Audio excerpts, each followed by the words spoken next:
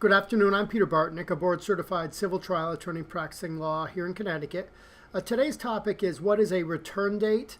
We're talking about procedural matters and the legal meaning of certain procedural terms. One term is a return date. You may have heard that term and wondered what it means, what has to be returned or what you need to do on that date or what the defendant has to do on that date.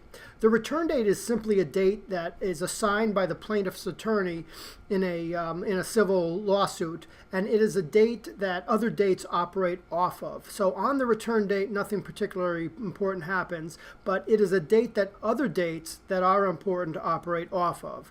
On a typical civil case, for example, a car crash case, there are special shorter return dates and special rules that apply to certain types of actions, but for the general rule that applies to a return date is the defendant needs to file their appearance 2 days after the return date, and then after 30 days they need to file their answer. So the return date is a date that these other dates operate off of, and it's a date that's selected by the plaintiff's attorney. The date itself isn't particularly important. The rule right now requires that it be on a Tuesday. So you're going to have a date selected by the plaintiff's attorney, and after that date, 2 days after that date, the defendant needs to file their appearance, and then 30 days after that date, the defendant needs to file their answer.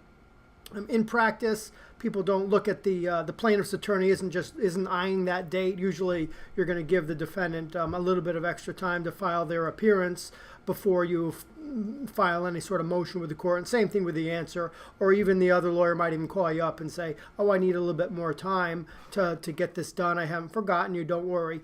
So that's how it's typically happened. These dates all operate off of the return date, and typically the lawyers are cooperating with each other to get the work done on time.